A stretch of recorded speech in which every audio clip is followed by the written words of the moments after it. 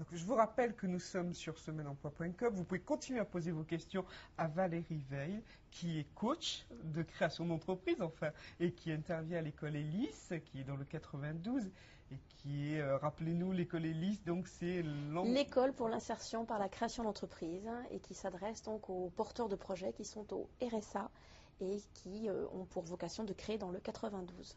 En plus des porteurs de projets qui ont des petits apports, d'après ce que vous venez de nous oui, dire. oui, voire Voilà, pas d'apport. Voilà, donc ça c'est une réponse possible de ce côté-là. Et puis Anne-Sophie Castet, donc représentante de France Active Île-de-France, vous pouvez aussi nous apporter des réponses en matière de financement et de l'élaboration de projets visiblement.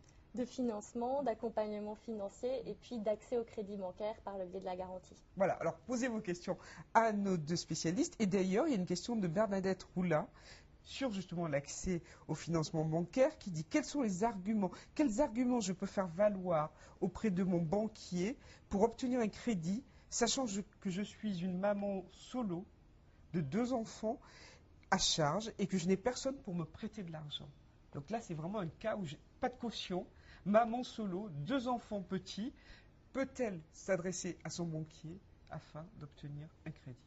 Alors, bien sûr, elle le peut. Hein. La situation personnelle va importer, mais je dirais que c'est dans un deuxième temps. Voyons d'abord le projet. Hein. Son argument, c'est son projet, la qualité de son projet, sa viabilité. Il faut qu'elle le présente de manière claire, complète, concise à son banquier par l'intermédiaire de l'inévitable business plan.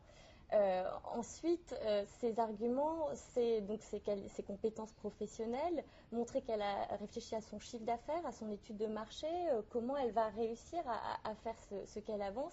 Le banquier va enfin lui demander des documents financiers, un compte d'exploitation, un plan de trésorerie, un plan de financement. Ce qu'il va regarder, c'est les ratios dont on parlait tout à l'heure. Est-ce qu'elle peut apporter des fonds propres, des apports personnels? Est-ce qu'elle peut apporter d'autres ressources? Est-ce qu'elle peut apporter des garanties? Tout un langage, quand même, tout un réflexe qu'il est assez dur d'acquérir. Je m'excuse si j'ai un peu jargonné. Je compte revenir sur certains points. Qu'il est assez dur d'acquérir. C'est pour ça qu'il est vraiment nécessaire de passer par des organismes d'accompagnement comme Hélice, comme le nôtre. Comme France Active. Qui allons lui expliquer comment calculer ces grands ratios, comment mobiliser de nouvelles ressources et qui allons lui apporter la nécessaire garantie que va demander le banquier. Un banquier, il a besoin d'être sécurisé, donc quand il fait un prêt, il a besoin d'une garantie. Donc Bernadette, notre internaute, pourrait tout à fait s'adresser à France Active. Vous êtes présent sur tout le territoire? Nous sommes présents sur tout le territoire avec une association régionale et puis en Ile-de-France, 8 associations départementales. Donc dès qu'elle aura bien réfléchi au montage de son projet, éventuellement en passant... Elle peut venir chez nous avant. Voilà.